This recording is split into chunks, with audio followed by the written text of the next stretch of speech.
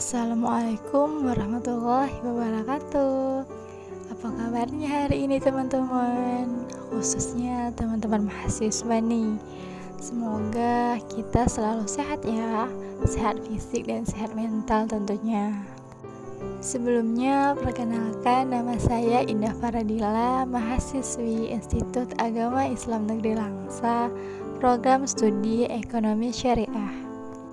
Senang sekali rasanya karena ini merupakan sebuah podcast perdana saya yang akan membahas sedikit banyaknya mengenai resiliensi akademik selama pembelajaran daring. Nah, mungkin di antara teman-teman bertanya-tanya nih, atau masih terdengar asing, apa sih resiliensi itu? Berbicara mengenai resiliensi atau the power of resilience, yaitu tips bagaimana agar seseorang memiliki kemampuan untuk beradaptasi dan mampu bertahan meskipun berada dalam situasi yang sulit atau tidak menyenangkan. Selain itu juga, resiliensi adalah kemampuan individu untuk bisa bangkit kembali dan mampu kuat lagi meskipun pernah menjadi lemah dan jatuh sebelumnya. Sudah hampir 2 tahun pandemi COVID-19 banyak menimbulkan sebuah problem dan telah mengubah berbagai aspek kehidupan manusia. Pandemi COVID-19 itu sendiri memiliki akhiran yang berbeda-beda pada setiap daerahnya, yang bergantung kepada kebijakan yang diterapkan dan ketanggapan pemerintah guna meminimalisir penyebarannya. Dan berbagai kebijakan telah dikeluarkan oleh pemerintah untuk mengurangi tingkat penyebaran COVID-19 dengan memberlakukan social distancing hingga PSBB pada beberapa daerah. Pemberlakuan social distancing hingga PSBB berdampak kepada dunia pendidikan seperti perguruan tinggi, SMA hingga TK, yang dimana sebelumnya belajar secara tatap muka dan sekarang berpindah menggunakan pembelajaran secara daring. Sehingga pada prosesnya penyesuaian diri dalam melakukan pembelajaran daring tidak berjalan dengan lancar seperti pembelajaran secara tatap muka. Dalam kondisi yang serba sulit seperti ini, resiliensi sangat dibutuhkan bagi siswa maupun mahasiswa, yaitu salah satunya adalah bagaimana meningkatkan resiliensi akademik selama pandemi ataupun selama pembelajaran secara daring.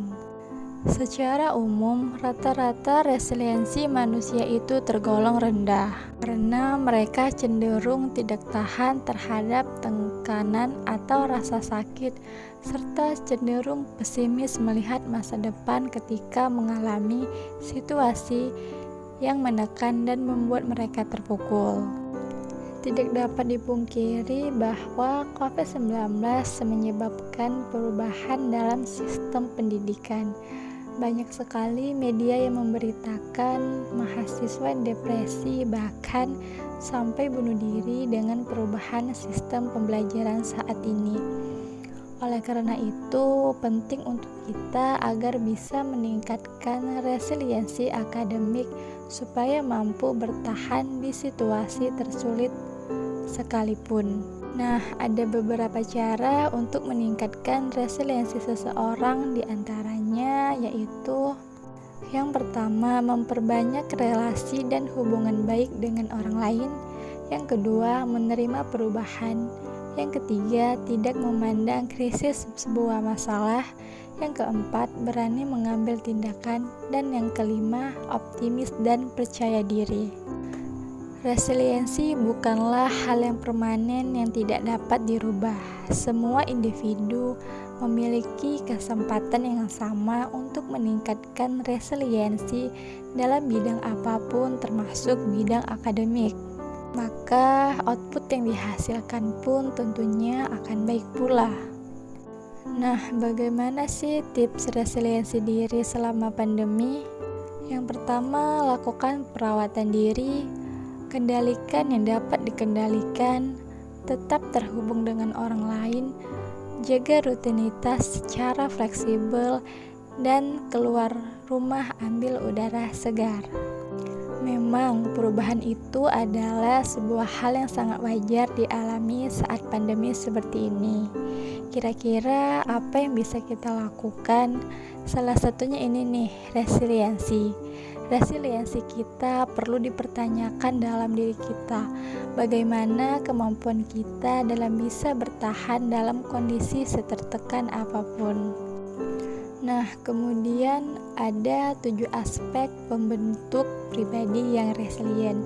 Yang pertama ada regulasi emosi, yaitu kemampuan untuk tetap tenang dan fokus dalam menghadapi dan menyelesaikan masalah. Yang kedua, pengendalian impuls. Bagaimana kemampuan individu dalam mengontrol dorongan, keinginan, dan tekanan yang muncul dari dalam diri individu itu sendiri. Yang ketiga, sikap optimis, artinya bahwa individu dapat menyelesaikan masalahnya dan melewati kondisi yang terberatnya. Yang keempat, ada empati, yaitu tingkatan empati dengan kemampuan individu untuk memahami tanda-tanda emosional dan psikologis orang lain. Yang kelima, kemampuan analisis masalah, kemampuan individu untuk mengidentifikasi penyebab dari permasalahan yang dihadapi. Yang keenam, ada efikasi diri, yaitu keyakinan bahwa individu mampu memecahkan masalah yang dialami dan mencapai kesuksesan. Dan yang terakhir, yaitu mengambil hikmah, tingkatan kemampuan individu untuk memaknai permasalahan yang dihadapi sebagai kekuatan di masa depan. Resiliensi ini membutuhkan kemampuan untuk bisa tenang dan juga emosi yang stabil. Emosi yang stabil ini dapat membuat kita berupaya menjalin relasi-relasi terhadap apa yang akan kita lakukan ke depannya atau sebuah strategi. Upaya untuk keras melakukan strategi disebut perseverance. Jadi perseverance ini adalah salah satu modal kita untuk bisa memiliki resilient yang bagus. Nah, yang terakhir nih, jadi buat teman-teman mahasiswa maupun masyarakat yang merasa bosan dengan adanya perubahan maupun kekacauan yang terjadi akibat pandemi, ayo kita belajar bahwa ada sesuatu yang bisa kita ambil dari hikmah semuanya.